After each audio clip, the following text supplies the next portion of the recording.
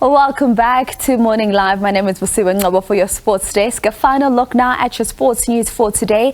It's just 34 days to go till the start of the FIFA Women's World Cup, which will be hosted by Tasman, neighbours Australia as well as New Zealand. South Africa will of course be represented by Banyana Banyana, and the person who will be plotting their success is none other than former Banyana player herself and the current coach, Coach Desiree Ellis, joining us via Zoom now. Good morning, Coach Des. Thank you so much for joining us on Sports on Morning Live. Good morning, Vi, and welcome to the viewers.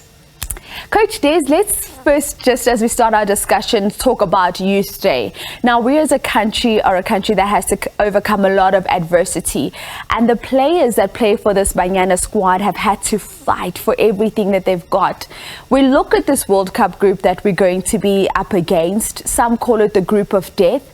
Let's talk about the character of the players that you've got who have that never die spirit and are players that believe in making the impossible possible. I'm really proud of the group. For a while now, they've really raised their hands, and I think it culminated with the WAFCON victory.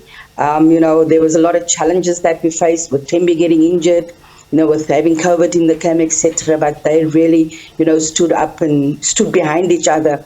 And I've never felt so connected to a team like I did during that WAFCON. And the level that they bring, the intensity that they bring, the commitment and the attitude that they bring is second to none. So I'm really encouraged by that, and really look forward to the rest of the camp. It's Youth Day today, and we wish all the youth all the best, and with all the opportunities out there, need to grab those opportunities. But to those that have come before, to those that have made it possible for us to be able to enjoy what we love, we thank them immensely, and we salute them.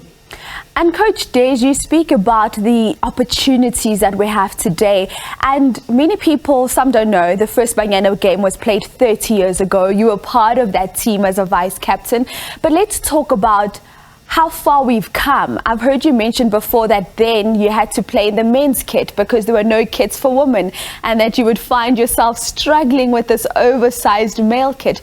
Talk us to how far we've come, and just recall for us those memories of your first ever Banyana game. No, most definitely, we in the past we had one t-shirt and trained in the one t-shirt, and through the years it has really gotten better. And then we got a all-female kit when we had our previous sponsor, and looking at it now, not just the kit, but in the Western Cape we had one league. There's now 4 leagues. We have university football, we have LFA football, we have the SASA League, we have regional league, we have the Hollywood Bets, we even have players playing abroad. That has changed tremendously, and I just think, not in my wildest imagination, could I have thought that over the years we'd play the United States. So it's really changed for the better. Not where we want to be, but it's a step in the right direction. And Coach, the sacrifices that were made obviously by your generation of players, just talk us through that, because some of you lost your jobs to play for this Banyana team. You weren't getting paid. Are you happy now to start seeing the rewards of the sacrifices that you and your generation of players made? Well, it was huge sacrifices, but I won't say we didn't get paid. We didn't get paid what they get paid today, I think. There was remuneration. But most of the time, because I had a full-time job, at that time, when we traveled, I lost my job. We were 3 players at the time that had jobs, and 2 of us lost our jobs playing for the national team. And at that time, most of the players were unemployed. And if you look at Banyana now, many of them, maybe 99% of them have more than 1 degree, currently still studying. Even those players playing abroad, have degrees. There's opportunities also to study abroad, to have degrees. The opportunities that are there now, you get a bursary with your academics and your football. We used to have a university national football team as well. So things have really changed. I played in the national team from 1993 until 2002, and only got 32 caps. Now we almost play, half of those games sometimes in a year, and the opportunities that are there for players all around. So things have really changed, but It's not where we want to be, but it's a step in the right direction. You know, SAFA and our sponsor Cecil have been fantastic to create those opportunities for us to be able to do what we love. Indeed. And Coach, we know that you're currently in camp with the players now. Talk to us about how this camp has been so far for you and the tough job that lies ahead for you in cutting down the squad from the players you've got now just down to 23.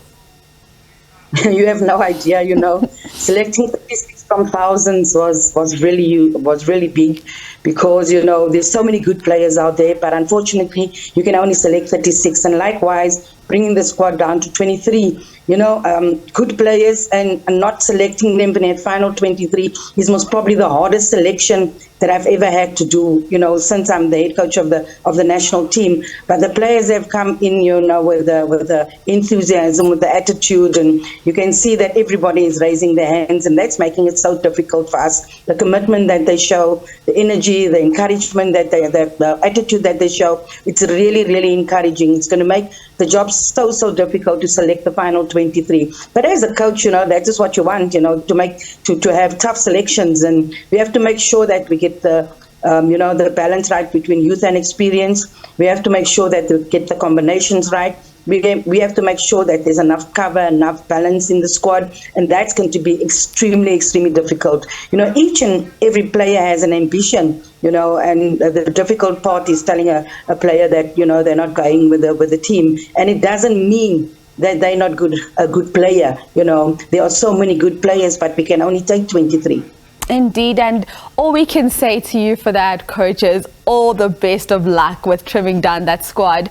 But as I start to wrap up with you, Coach Des, we look at our World Cup group: Sweden, Italy, Argentina.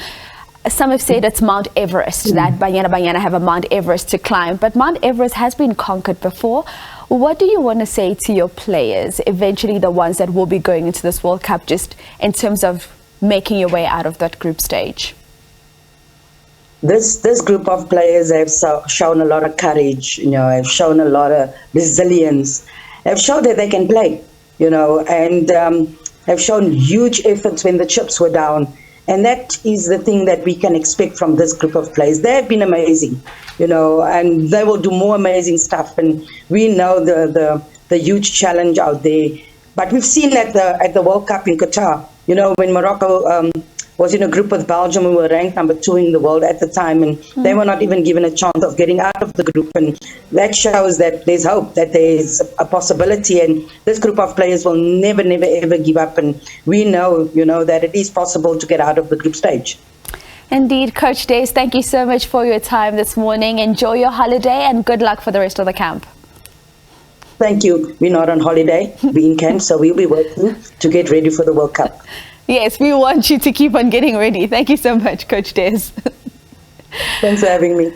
Coach Desiree Ellis there. She is, of course, Banyana Banyana's head coach, talking all things about the current camp and, of course, that crucial trim down of the squad to just 23 that will represent South Africa out in Australia and New Zealand.